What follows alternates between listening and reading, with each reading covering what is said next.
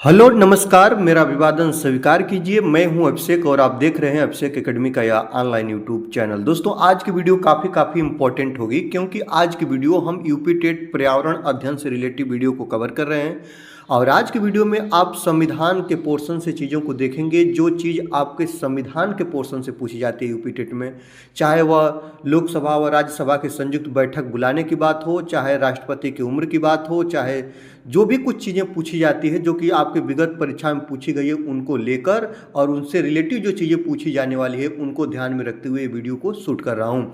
आज की वीडियो 50+ प्रश्नों की होगी जो बहुत कम समय में हम कवर करेंगे। चलिए आज की वीडियो को स्टार्ट करते हैं। आज की वीडियो का सर्वप्रथम पहला प्रश्न हम लोग देखेंगे। दोस्तों, पहला प्रश्न है कि संविधान सभा के अस्थायी अध्यक्ष कौन थे। आपको बता दें, जो संविधान सभा थी इसके आपके अस्थायी अध्यक्ष कौन थे। आपको बता दें, जो अस्थायी अध्यक्ष थे इनका जो चुनाव था वह 9 दिसंबर 1946 को हुआ था। याद रखना, 9 दिसंबर 1946 को हुआ था।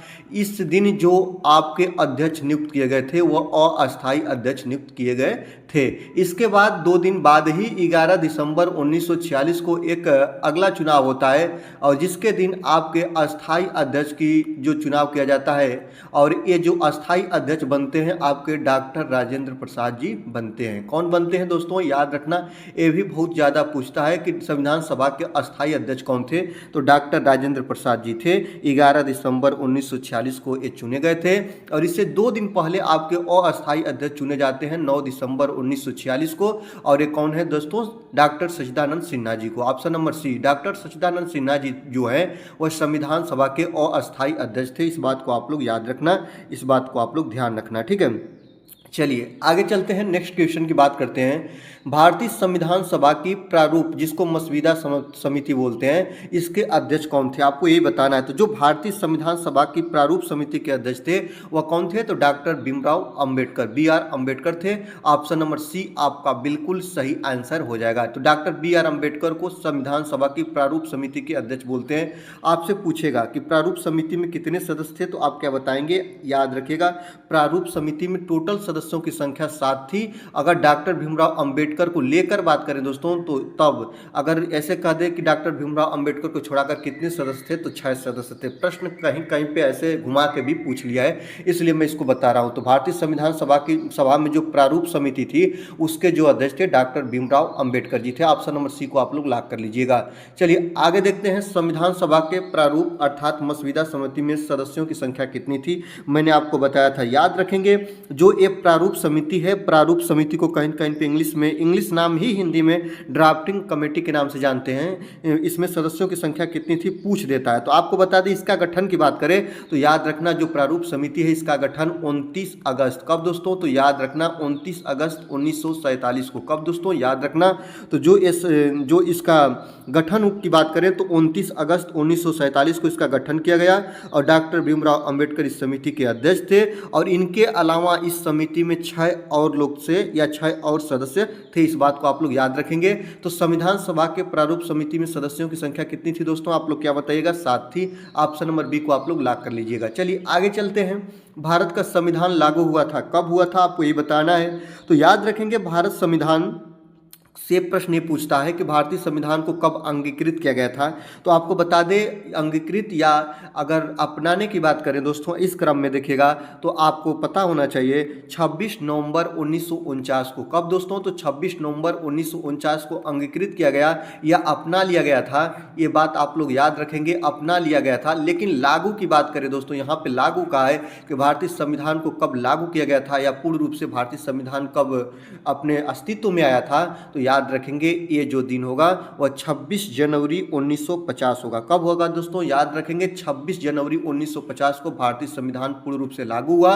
और याद रखेंगे 26 नवंबर 1949 को अंगीकृत किया गया या ये अपनाया गया, ये बात को याद रखिएगा। चलिए आगे चलते हैं। अगला है कि 42वें संविधान संशोधन अधिनियम 1976 द्वारा प्रस्तावना में किस शब्द को नहीं जोड़ा गया। आपको यहाँ से मैं 2-3 प्रश्न को बता रहा हूँ कि 1976 में कौन सा संविधान संशोधन हुआ, तो 42वां हुआ, पहली बात। दूसरी बात, ये प्रश्न बनता है कि 42वां संविधान संशोधन कब हुआ, तो 1976 में हुआ, ठीक। और तीसरा प्रश्न जो आपके सामने है कि 42वें संविधान संशोधन अधिनियम 1976 द्वारा प्रस्तावना में किस शब्द को नहीं जोड़ा गया। आपको बता दें, जो 42वां संविधान संशोधन हुआ उसमें जो प्रस्तावना है, प्रस्तावना में आपके 3 मुख्य शब्दों को जोड़ा गया था जो कि अपने आप में काफ़ी महत्वपूर्ण है। पहला शब्द था दोस्तों, याद रखेंगे, आपका समाजवादी, पहला शब्द आपका समाजवादी था। दूसरा शब्द था आपका धर्मनिरपेक्ष, और इसके बाद जो 3rd नंबर का जो आपका शब्द है उसका नाम है दोस्तों, याद रखेंगे, समाजवादी, धर्मनिरपेक्ष और अखंडता। याद रखेंगे अखंडता, ये तीनों शब्द आपके जोड़े गए थे। लेकिन याद रखना, जो 42वें संविधान संशोधन अधिनियम 1976 द्वारा प्रस्तावना में किस शब्द को नहीं जोड़ा गया, तो गुट निरपेक्ष जो शब्द है इसको नहीं जोड़ा गया था। ऑप्शन नंबर सी आपका बिल्कुल सही आंसर हो जाएगा। याद रखेंगे, ये आपके लिए काफ़ी महत्वपूर्ण होगा। चलिए आगे चलते हैं। विश्व का सबसे बड़ा लिखित एवं सर्वाधिक व्यापक संविधान किस देश का है, आपको यही बताना है दोस्तों। तो आपको पता भी है कि विश्व का सबसे बड़ा लिखित संविधान की बात करें दोस्तों, तो वह कहाँ का संविधान है, तो याद रखेंगे भारत का। कहाँ का दोस्तों, भारत का। याद रखेंगे, ये चीज़ आपके लिए बहुत महत्वपूर्ण है। ऑप्शन नंबर बी आपका सही हो जाएगा। सबसे छोटा संविधान मोनाको का है, और याद रखना, इस चीज़ों को ध्यान रखना। तो याद रखेंगे, जो अलिखित संविधान की बात करें, जो लिखा गया नहीं है, वह ब्रिटेन का संविधान। इस बात को याद रखेंगे, यहाँ का संविधान एक विचारों पर चलता है, इस चीज़ों को आप लोग याद रखेंगे, ठीक है। तो विश्व का सबसे बड़ा लिखित एवं सर्वाधिक व्यापक संविधान किस देश के संविधान को बोलते हैं, तो जो भारत का संविधान है इसको बोलते हैं। और याद रखेंगे, जो मूल संविधान था, इसकी बात मैं क्यों ये बड़ा विस्तृत और विश्व का व्यापक संविधान इसे बोला गया, क्योंकि इसके मूल संविधान में 395 अनुच्छेद थे। कितने अनुच्छेद दोस्तों, 21 कारण बोलते हैं, तो याद रखेंगे 395 अनुच्छेद थे, आपके 22 भाग थे, और इसके बाद 8 अनुसूचियां थी, इस कारण इसको व्यापक बोला गया था। अगर वर्तमान की बात करें तो वर्तमान कितने अनुच्छेद हैं, तो आपके 448 अनुच्छेद हैं, 12 अनुसूचियां हैं। इस तरह आप चीज़ों को ध्यान रखना। अगर भारतीय संविधान को बनाने की बात करें तो याद रखना, 2 वर्ष 11 माह और 18 दिन में भारतीय संविधान बन गया था।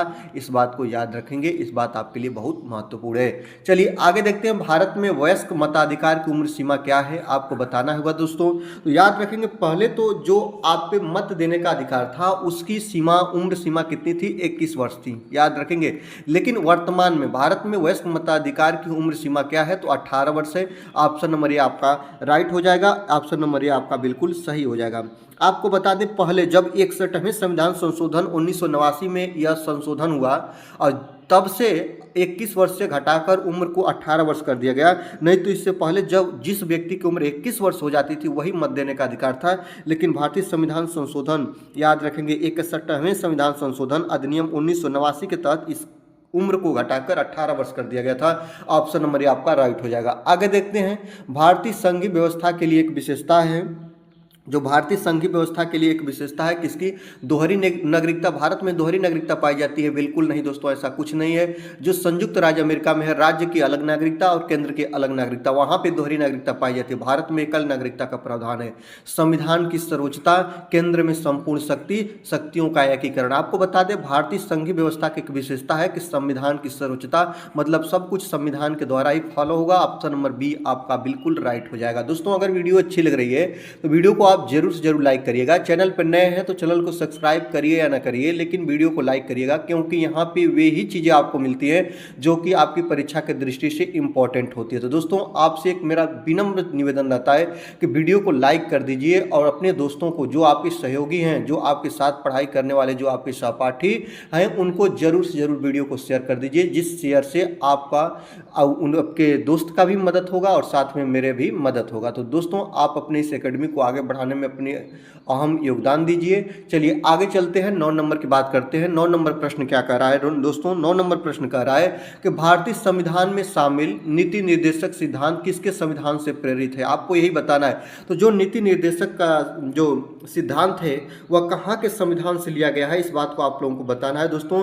तो भारतीय संविधान के भाग किसमें है नीति निर्देशक, चौथे में है, ठीक ना।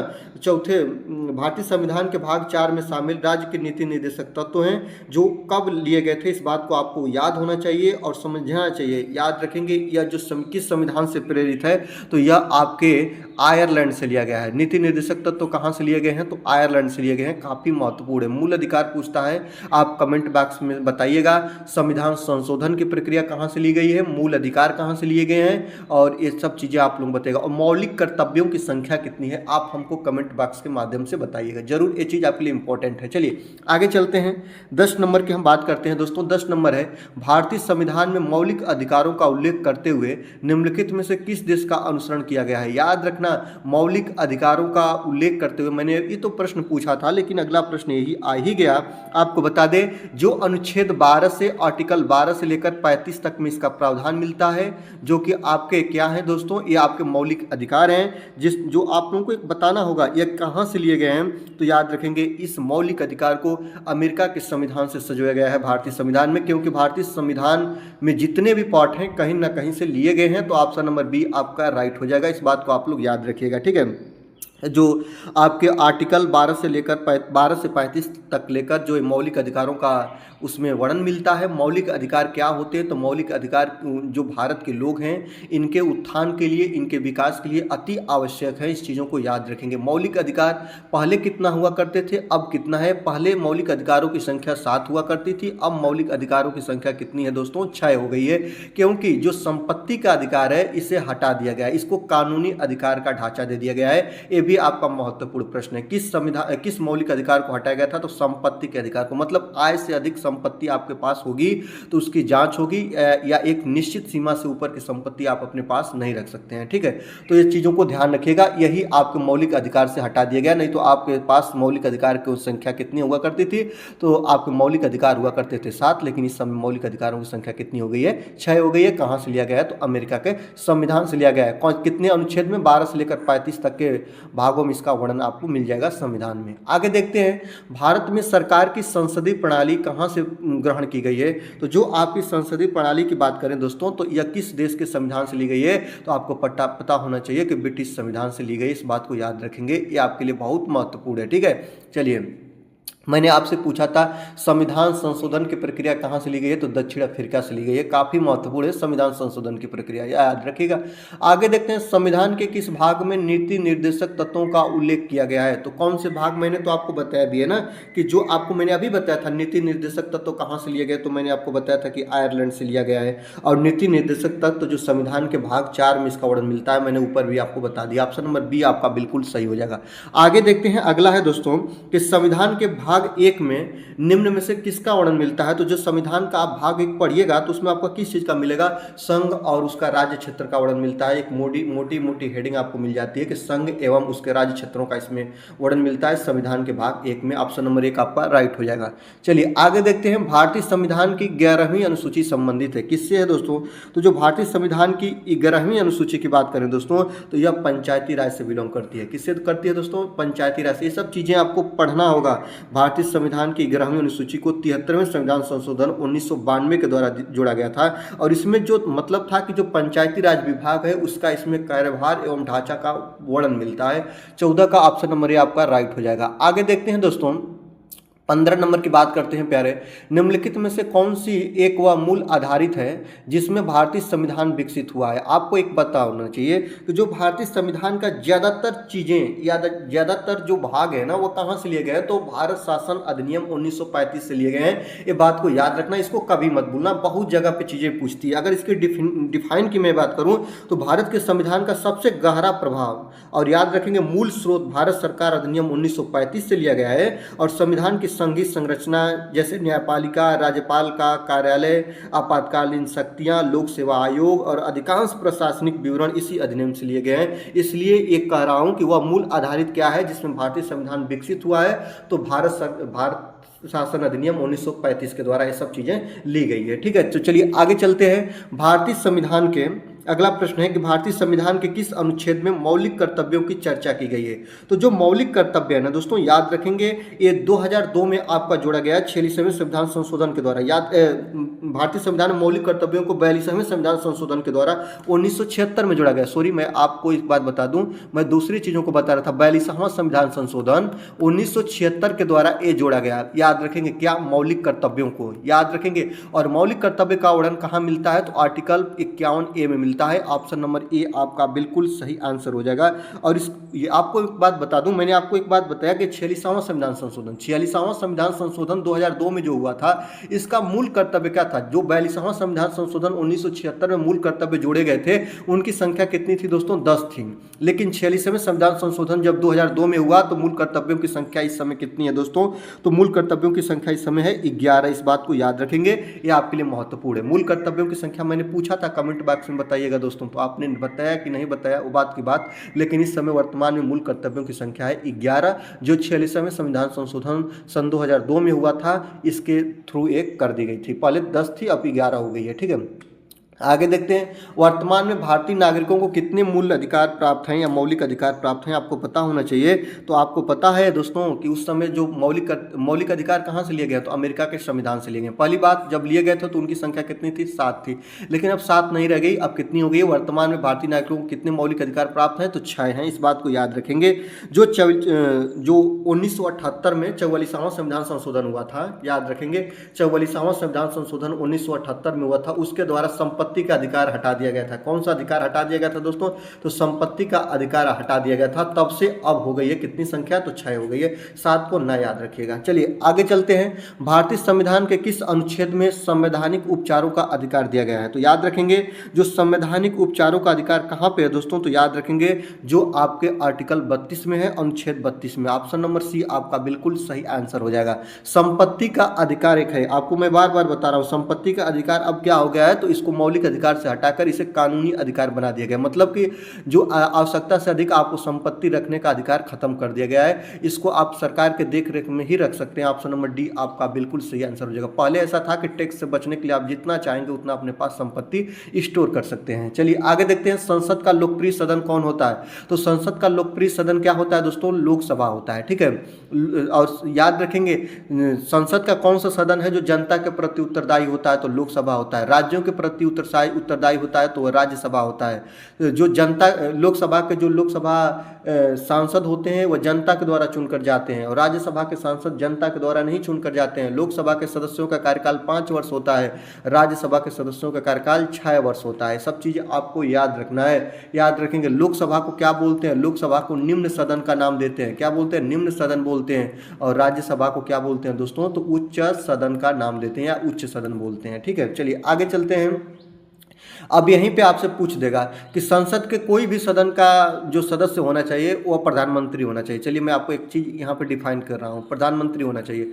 अब बोलता है कि प्रधानमंत्री बनने के लिए न्यूनतम उम्र कितनी होनी चाहिए, प्रधानमंत्री बनने के लिए न्यूनतम उम्र कितनी होनी चाहिए। अगर वह, अब देखिएगा कंडीशन पर डिपेंड करेगा। अगर लोकसभा का वह संसद है तो वह 25 वर्ष का होगा तभी भी प्रधानमंत्री बन जाएगा।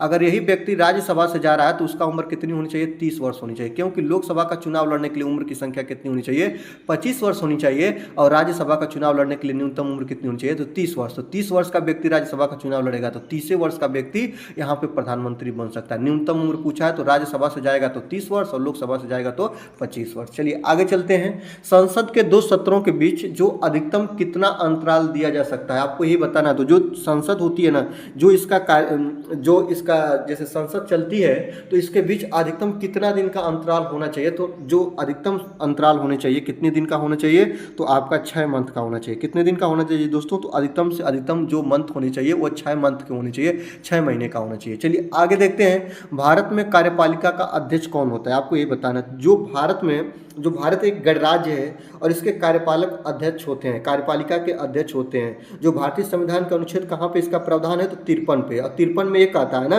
कि संघ की सभी कार्यपालिक शक्तियाँ किसके पास होगी, तो संघ की सभी कार्यपालिका की जो शक्तियाँ होगी वो राष्ट्रपति के पास होगी। तो भारत में कार्यपालिका का अध्यक्ष कौन होता है, तो राष्ट्रपति होता है। 53 के अनुसार, आर्टिकल या अनुच्छेद 53 के अनुसार कार्यपालिका का अध्यक्ष कौन होगा, तो राष्ट्रपति होगा, क्योंकि राष्ट्रपति के पास ही सभी संघीय शक्तियाँ निहित होती है। ठीक है, चलिए आगे देखते देखते हैं राष्ट्रपति पद के उम्मीदवार के लिए अधिकतम आयु कितनी होनी चाहिए। आपको यही पता है। अब देखिए प्रश्न एक क्यों घुमा दिया, मैं आपको बता रहा हूँ। राष्ट्रपति पद का अगर आपको चुनाव लड़ना है तो आपका न्यूनतम उम्र पूछता, तब आप कहते हैं कि 35 वर्ष। याद रखेंगे, अगर मैं पूछता कि न्यूनतम उम्र कितनी होनी चाहिए, कम से कम उम्र, तो मैं कहता कि 35 वर्ष का अगर कोई व्यक्ति है तो राष्ट्रपति का चुनाव लड़ने के लिए मतलब कि सही है, लड़ सकता है, राइट बात। लेकिन राष्ट्रपति पद के उम्मीदवार के लिए अधिकतम आयु कितनी होनी चाहिए, तो अधिकतम आयु की कोई डिपेंड नहीं है, कोई सीमा नहीं है, क्योंकि अधिकतम आयु कोई निश्चित नहीं की गई। आप जितना भी उम्र के हैं आप चुनाव लड़ सकते हो, जितना ना जितना अलग की बात है, लेकिन आप जितना भी उम्र के व्यक्ति हो आप चुनाव लड़ सकते हो। इस बात को आप लोग याद रखेंगे। और न्यूनतम उम्र कितनी है दोस्तों, तो न्यूनतम उम्र राष्ट्रपति पद के लिए 35 वर्ष, इसको भी ध्यान रखिएगा। आगे देखते हैं, अगला है कि एक व्यक्ति राष्ट्रपति पद के लिए अधिकतम कितनी बार निर्वाचित हो सकता है, तो इसकी भी कोई सीमा नहीं रखी गई है। तो जो व्यक्ति जितना बार जीत सके उतना बार निर्वाचित हो सकता है, कोई सीमा नहीं है। ऑप्शन नंबर डी आपका बिल्कुल सही हो जाएगा। और आपसे मैं एक बात और बता दूं कि जो राष्ट्रपति का चुनाव होता है एकल संक्रमणी मत पद्धति के द्वारा होता है। याद रखेंगे, एक ये भी पूछ देता है, एकल संक्रमणी मत पद्धति, संक्रमणी मत पद्धति, इसमें होता क्या, इसमें चॉइस लिखना होता है। इसमें आप लोग देखे भी होंगे, अपना चॉइस लिखना होता है। अगर आपने एक नंबर को पसंद किया है, अगर इस व्यक्ति को पसंद किया तो इसके सामने 1 लिखेंगे, डी वाले को दूसरे नंबर पसंद कर रहे हैं तो इसको 2 लिखेंगे। यहाँ पे सी है तो इसको अगर मान लीजिए आपने नहीं पसंद कर रहा है 5 नंबर पर, मान लीजिए 10 है, तो ऐसे से आप लोग अपना चॉइस लिखते हैं। तो राष्ट्रपति पद के लिए कितनी बार निर्वाचित हो सकता है कोई व्यक्ति, तो 1 से अधिक बार। एकल संक्रमणी मत पद्धति के द्वारा इनका चुनाव होता है। और इनका कार्यकाल की बात करें दोस्तों, तो इनका कार्यकाल कितने साल का होता है, इनका कार्यकाल 5 वर्ष का होता है। कितने साल का, 5 वर्ष का होता है, इस बात को याद रखेंगे। चलिए आगे देखते हैं, राष्ट्रपति को लोकसभा में किन 2 सदस्यों को मनोनीत करने का अधिकार होता है, ये आपके लिए बहुत महत्वपूर्ण है। तो ध्यान रखेंगे, एक राष्ट्रपति को लोकसभा में किन 2 सदस्यों को मनोनीत करने का अधिकार होता है, तो जो एंग्लो इंडियन के सदस्य होते हैं ना, इनको जो मनोनीत करने का अधिकार होता है, इस बात को याद रखेंगे। लेकिन यह प्रावधान 104 याद रखेंगे, 104वां संविधान संशोधन, 104वां संविधान संशोधन 2019 के तहत ये जो पद है वह अब समाप्त कर दिया गया। लेकिन अभी भी ये प्रश्न अलग अलग एग्जामों में पूछे जा रहे हैं कि राष्ट्रपति को लोकसभा में किन 2 सदस्यों को मनोनीत करने का अधिकार है, नहीं होना चाहिए, अब था होना चाहिए। तो ये याद रखेंगे, क्यों, क्योंकि अब ये पद जो है 104वां संविधान संशोधन 2019 में जो हुआ है, इसके तहत इसको खत्म कर दिया गया है, एंग्लो इंडियन के सदस्य। इस बात को याद रखेंगे, ये प्रश्न भी आप लोग याद रखते रहेंगे, अगर पूछ दे तब के लिए, क्योंकि अभी पूछ रहा है इसलिए मैंने इस प्रश्न को समेट लिया है, ठीक है। चलिए आगे देखते हैं, अगला प्रश्न है 27 की, राष्ट्रपति और उपराष्ट्रपति की अनुपस्थिति में कौन कार्यभार ग्रहण करता है। अगर राष्ट्रपति नहीं है तो उसका कार्यभार उपराष्ट्रपति देखता है, लेकिन राष्ट्रपति और उपराष्ट्रपति दोनों लोग अगर नहीं है तो इस स्थिति में उनका कार्यभार ग्रहण कौन करेगा, तो सर्वोच्च न्यायालय का मुख्य न्यायाधीश करता है। ऑप्शन नंबर ये आपका बिल्कुल सही हो जाएगा। इस बात को आप लोग याद रखते रहिए, सर्वोच्च न्यायालय का जो मुख्य न्यायाधीश होता है, इन दोनों की अनुपस्थिति में ये जो कार्यभार होता है वह नियुक्त करता है। इस बात को याद रखेंगे। आगे देखते हैं, भारत में राष्ट्रपति चुना जाता है। याद रखेंगे, जो भारत में राष्ट्रपति किसके द्वारा चुना जाता है, जनता के द्वारा। जनता डायरेक्ट चुनाव तो नहीं करती, संसद के सदस्यों के द्वारा, राज्यसभा सदस्यों के द्वारा, निर्वाचित सांसदों व विधानसभा सदस्यों के द्वारा। अगर बी के साथ जाएंगे तो सी छूटेगा, ऑप्शन नंबर डी के साथ जाएं, क्योंकि निर्वाचित सांसद एवं विधानसभा के सदस्य मिलकर राष्ट्रपति का चुनाव करते हैं। ऑप्शन नंबर डी आपका बिल्कुल सही आंसर हो जाएगा। आगे देखते हैं, भारत में राष्ट्रपति राज्यसभा के कितने सदस्यों को मनोनीत कर सकता है, इस बात को आपको याद होना चाहिए। तो भारत के राष्ट्रपति संविधान के अनुच्छेद 80 के तहत, याद रखेंगे, जो संविधान का अनुच्छेद 80 है, ये कहता है कि राज्यसभा में 12 सदस्यों को वो मनोनीत कर सकते हैं। ये सदस्य कैसे होने चाहिए, तो जो साहित्य, विज्ञान और कला, सामाजिक सेवा में अपना एक विशेष व्यवहारिक अनुभव प्राप्त करते हों या व्यवहारिक अनुभव दिए हों, वह राज्यसभा में 12 सदस्यों को भेजने का उसके पास अधिकार होता है। इस बात को याद रखेंगे। ऑप्शन नंबर सी आपका बिल्कुल सही हो जाएगा। अनुच्छेद 80 के तहत, इसके तहत दोस्तों अनुच्छेद 80 के तहत राष्ट्रपति को पावर है कि वह राज्यसभा में 12 सदस्य मनोनीत कर सकता है, ठीक है, डायरेक्टली। आगे देखते हैं, राष्ट्रपति अपना त्याग पत्र किसे संबोधित करेगा। याद रखेंगे, जो राष्ट्रपति होता है ना, वह अपना त्याग पत्र किसको देगा, इस बात को याद रखना होगा। अगर ऐसे प्रश्न आपको मिले तो उपराष्ट्रपति अपना त्याग पत्र किसको देगा, तो राष्ट्रपति को देगा। याद रखेंगे, उपराष्ट्रपति अपना त्याग पत्र किसे देगा, तो राष्ट्रपति को देगा। अगर राष्ट्रपति किसको देगा, तो अपने में ही इन लोगों का कन्वर्जन हो जाता है, एक दूसरे को वे अपना त्याग पत्र देके अपने पद से निर्मुक्त हो जाते हैं। ठीक है, आगे देखते हैं 31 नंबर की हम बात करेंगे। 31 नंबर प्रश्न क्या कह रहा है कि राष्ट्रपति आंग्ल भारतीय समुदाय के कितने प्रतिनिधियों को लोकसभा में मनोनीत कर सकता है। याद रखेंगे, मैंने तो अभी आपको बताया ना कि ये पद तो आप खत्म कर दिए गए, याद रखना। लेकिन ये सदस्यों की संख्या कितनी थी, 2 थी, और ये 2 बार प्रश्न पूछ लिया, क्योंकि ये अभी भी एग्जाम में पूछ रहा है, इसलिए टाइपिंग हो गया 2 बार प्रश्न। ठीक है, आगे देखते हैं, राज्यसभा विघटित हो जाती है, कितने वर्ष में विघटित हो जाती है, इस बात को याद रखेंगे। तो याद रखेंगे, राज्यसभा का विघटन की बात करें तो राज्यसभा कभी विघटित नहीं होती है। प्रत्येक याद रखेंगे, जब आप लोगों का यह एक अस्थाई सदन है और इसका कभी विघटन नहीं होता है। और याद रखेंगे, 1/3 सदस्य हर दूसरे वर्ष सेवानिवृत्त हो जाते हैं, रिटायर हो जाते हैं, इस बात को याद रखेंगे। जो कितने दोस्तों, 1/3 जो सदस्य होते हैं, यहाँ पे लिख रहा हूँ 1/3 जो सदस्य होते हैं ना, हर दूसरे वर्ष क्या हो जाते हैं, सेवानिवृत्त हो जाते हैं। ये कभी विघटित नहीं हो जाता है। राज्यसभा जो होती है वह अस्थाई सदन है। क्या है दोस्तों, यह अस्थाई सदन है, इस बात को याद रखेंगे। ये कभी नहीं विघटित होता है। अगर इसके सदस्यों का अगर पूछे कि इसके सदस्यों का कार्यकाल कितना होता है, तो कार्यकाल की बात पूछे तब आप लोग याद रखेंगे कार्यकाल 6 वर्ष होता है। लेकिन यहाँ पे विघटन बात पूछा है, कभी नहीं विघटित होती है। लोकसभा कभी भी विघटित हो सकती है, कभी भी विखंडित हो सकती है, टूट सकती है। ठीक है, आगे देखते हैं, राष्ट्रपति लोकसभा मनोनीत करता है तो कई बार हो गया। आगे देखते हैं, लोकसभा का चुनाव लड़ने के लिए इच्छुक व्यक्ति की न्यूनतम आयु होनी चाहिए। लोकसभा का चुनाव लड़ने के लिए इच्छुक व्यक्ति के पास कितनी आयु होनी चाहिए, तो आपको पता है ना, मैं बताया, लोकसभा का चुनाव लड़ने के लिए 25 वर्ष और कार्यकाल 5 वर्ष, राज्यसभा का चुनाव लड़ने के लिए 30 वर्ष, कार्यकाल 6 वर्ष। चलिए आगे चलते हैं, अगला प्रश्न हम देखते हैं, नीति आयोग का अध्यक्ष कौन होता है। तो नीति आयोग का जो अध्यक्ष होते हैं वो कौन होते हैं, वो प्रधानमंत्री होते हैं। कौन होते हैं दोस्तों, नीति आयोग के अध्यक्ष प्रधानमंत्री होते हैं। ऑप्शन नंबर सी आपका बिल्कुल सही हो जाएगा। भारत के प्रथम उप प्रधानमंत्री कौन थे, आपको यही बताना है कि भारत के उप प्रधानमंत्री जो 1947 से, कब दोस्तों, तो याद रखेंगे 1947 से लेकर 1950 तक इस पद पर कार्य किए थे, और इनका नाम था सरदार वल्लभ भाई पटेल। याद रखेंगे, सरदार वल्लभ भाई पटेल, यही आपके भारत के उप प्रधानमंत्री थे। ऑप्शन नंबर डी आपका बिल्कुल सही आंसर हो जाएगा। आगे देखते हैं, प्रथम लोकसभा स्पीकर कौन थे। तो याद रखेंगे, प्रथम लोकसभा स्पीकर की बात करें दोस्तों, तो याद रखेंगे 15 मई 1952 से लेकर 27 फरवरी 1956 तक ये प्रथम लोकसभा के अध्यक्ष या स्पीकर थे। कौन थे दोस्तों, तो याद रखेंगे जीवी मावलकर। काफ़ी लोग आप लोग पढ़े भी होंगे, बहुत ज़्यादा यह आपका जीके जीएस आदि जगहों पर पूछता भी है। जीवी मावलकर थे जो प्रथम लोकसभा स्पीकर या लोकसभा अध्यक्ष, लोकसभा अध्यक्ष ही लोकसभा स्पीकर कहलाता है, ये बात याद रखेंगे। आगे देखते हैं, किसी भी विधेयक को धन विधेयक होने का अंतिम निर्णय कौन देता है, यही आपको बताना है। तो कोई भी विधेयक, धन विधेयक है या कोई अन्य विधेयक है, इसका जो निर्णय करने का जो अधिकार प्राप्त है वह अनुच्छेद 110 के तहत लोकसभा अध्यक्ष के पास होता है। किसके पास होता है दोस्तों, तो लोकसभा अध्यक्ष के पास होता है। जो अनुच्छेद 110 कहता है ना कि लोकसभा अध्यक्ष किसी भी विधेयक को देखेगा कि यह कौन सा विधेयक है, मतलब धन विधेयक है कि क्या है, तो धन विधेयक होने का अंतिम निर्णय कौन देता है, तो लोकसभा अध्यक्ष देता है, जिसका प्रावधान अनुच्छेद 110 में मिलता है। आगे देखते हैं, भारत के अटॉर्नी जनरल जिसको बोलते हैं महान्यायवादी की नियुक्ति कौन करता है, यही आपको बताना है। तो याद रखेंगे, जो भारत के महान्यायवादी की जो नियुक्ति होता है दोस्तों, याद रखेंगे इसका नियुक्ति करने के बाद अनुच्छेद 76 में प्रावधान इसका मिलता है। और जो कौन करते हैं दोस्तों, तो राष्ट्रपति के द्वारा किया जाता है। किसके द्वारा, तो भारत के राष्ट्रपति। याद रखेंगे, भारत का राष्ट्रपति ही करता है महान्यायवादी की नियुक्ति, जो कि आपका अनुच्छेद 76 के अनुसार इसका प्रावधान हमको मिलता है। आगे देखते हैं, उच्चतम न्यायालय के मुख्य न्यायाधीश कितने वर्ष की आयु तक पदधारी रहते हैं या अपने पद पर नियुक्त रहते हैं, इस बात को याद रखेंगे। तो जो उच्चतम न्यायालय है, जिसको बोलते हैं सुप्रीम कोर्ट के जो मुख्य न्यायाधीश हैं, वो कितने वर्ष तक अपने पद पे कार्यरत रहते हैं, तो यह उम्र कितनी वर्ष बताई गई है दोस्तों, तो 65 वर्ष। ऑप्शन नंबर ये आपका बिल्कुल राइट हो जाएगा, इस बात को याद रखेंगे। 65 वर्ष उम्र के बाद वे सेवानिवृत्त हो जाते हैं।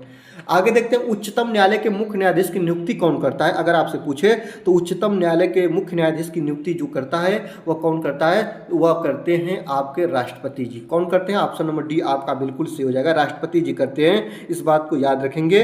और इसके बाद आप लोग इस बात को भी याद रखेगा, जो राष्ट्रपति सर्वोच्च न्यायालय और उच्च न्यायालय के न्यायाधीशों के साथ परामर्श करने के बाद ये नियुक्ति करता है, इस बात को याद रखेंगे। ठीक है, चलिए आगे चलते हैं। राज्य सरकार का संवैधानिक प्रमुख कौन होता है? तो राज्य सरकार का जो संवैधानिक प्रमुख, जो आप लोगों को पता है ना, केंद्र सरकार का संवैधानिक प्रमुख पूछे तो राष्ट्रपति, और राज्य सरकार का जो संवैधानिक प्रमुख पूछे तो वह कौन होता है? वह राज्यपाल होता है। ऑप्शन नंबर डी आपका बिल्कुल सही हो जाएगा। इसी के पास जो सर्वोच्च शक्तियां होती है राज्य की, वो निहित होती हैं। ठीक है, आगे देखते हैं। सामान्य रूप से राज्यपाल का कार्यकाल कितने वर्ष का होता है? आपको बताना है। सामान्य रूप से राज्यपाल का कार्यकाल कितने वर्ष का होता है? तो 5 वर्ष का होता है। इससे पहले भी वह चाहे तो अपने पद से इस्तीफा दे सकता है या पद मुक्त हो सकता है। ऑप्शन नंबर सी आपका बिल्कुल सही हो जाएगा। आगे देखते हैं। राज्यपाल राज्य में किसका प्रतिनिधित्व करता है? राज्यपाल बनने के लिए न्यूनतम उम्र 35 वर्ष होनी चाहिए। कार्यकाल आपका 5 वर्ष होता है। और याद रखेंगे, राज्यपाल जो राज्य का प्रमुख होता है, तो राज्यपाल राज्य में किसका प्रतिनिधित्व करता है? तो याद रखेंगे, ये आपका इंपॉर्टेंट होगा, राष्ट्रपति का प्रतिनिधित्व करता है। ऑप्शन नंबर ई आपका बिल्कुल सही आंसर हो जाएगा, इस बात को याद रखेंगे। चलिए आगे देखते हैं। राज्यपाल पद पर नियुक्त होने की न्यूनतम उम्र मैंने आपको बता ही दिया, 35 वर्ष होती है या 35 वर्ष होनी चाहिए। वही व्यक्ति चुनाव लड़ सकता है राज्यपाल का, राज्यपाल उसको बनाया जा सकता है, ऐसे ध्यान रखेंगे। आगे देखते हैं 46 नंबर की बात करेंगे। किसी राज्य के मुख्यमंत्री की नियुक्ति कौन करता है?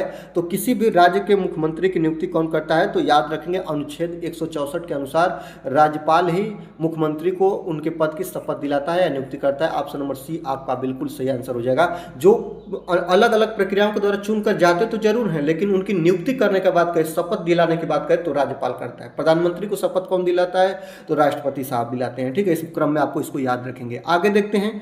अगला है कि संघ लोक सेवा आयोग के अध्यक्ष की नियुक्ति कौन करता है? तो याद रखेंगे, संघ लोक सेवा आयोग के अध्यक्ष की नियुक्ति भी राष्ट्रपति के द्वारा किया जाता है, इस बात को याद रखेंगे। ठीक है, चलिए आगे देखते हैं। सरकारिया आयोग संबंधित है। सरकारिया आयोग किससे संबंधित है? तो सरकारिया आयोग जो है वह आपका केंद्र राज्य संबंधों से है। कैसे है दोस्तों? केंद्र व राज्य के संबंधों से है। ऑप्शन नंबर डी आपका बिल्कुल सही आंसर हो जाएगा। आगे देखते हैं। भारत में मुस्लिम लीग की स्थापना कब की गई थी? अगर भारत में मुस्लिम लीग की स्थापना की बात करें तो 30 दिसंबर, कब दोस्तों? 30 दिसंबर 1906 को की गई थी। 30 दिसंबर 1906 को की गई थी। ऑप्शन नंबर सी आपका बिल्कुल सही आंसर हो जाएगा, इस बात को आप लोग याद रखिएगा। ठीक है, मुसलमानों की, इसमें ब्रिटिश सरकार के प्रति मुसलमानों की निष्ठा बढ़ाना और उनके राजनीतिक अधिकारों की रक्षा करने के ध्येय से मुस्लिम लीग की स्थापना 1906 में की गई थी, इस बात को याद रखेंगे।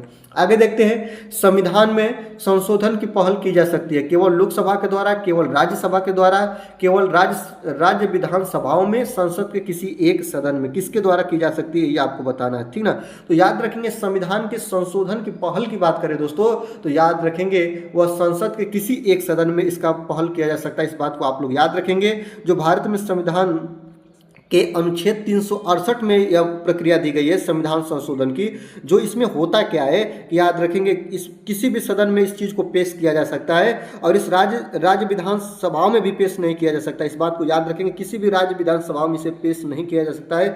विधेयक को एक मंत्री या एक निजी सदस्य द्वारा पेश किया जा सकता है और इसके लिए राष्ट्रपति की पूर्व अनुमति की आवश्यकता नहीं होती, इस बात को याद रखेंगे। ये भी प्रश्न कहीं पे पूछता है कि राष्ट्रपति की पूर्व अनुमति की आवश्यकता होती है, तो नहीं होती है। राज्य संविधान में संशोधन की पहल की जा सकती है संसद के किसी एक सदन में इस बिल को लाकर या इस चीज को पेश करके, इस बात को याद रखेंगे। ऑप्शन नंबर डी आपका बिल्कुल राइट हो जाएगा। आगे देखते हैं कि 51 नंबर प्रश्न क्या कर रहा है। 51 नंबर कर रहा है कि निम्नलिखित में से भारतीय संविधान का कौन सा संशोधन पंचायती राज व्यवस्था को संवैधानिक दर्जा प्रदान करता है, यही आपको बताना है दोस्तों। तो याद रखेंगे कौन ऐसा संशोधन है, भारतीय संविधान का ऐसा कौन सा संशोधन है जो पंचायती राज व्यवस्था को संवैधानिक दर्जा प्राप्त करता है, ये आपको बताना है, ठीक ना।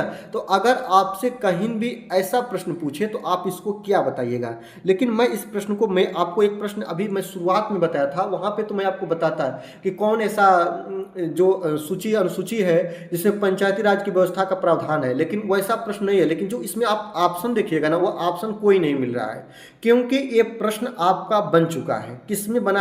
DSSB में बना है। तो निम्नलिखित में से भारतीय संविधान का कौन सा संशोधन पंचायती राज व्यवस्था को संवैधानिक दर्जा प्राप्त करता है, तो यह संशोधन कौन है दोस्तों? जो ये संशोधन 1992 में हुआ था और 1992 में यह संशोधन 73वां संविधान संशोधन था। याद रखेंगे 73वां संविधान संशोधन था। 73वां संविधान संशोधन लिख रहा हूँ। यह जो संशोधन था इसके द्वारा ये चीज़ें की गई थी।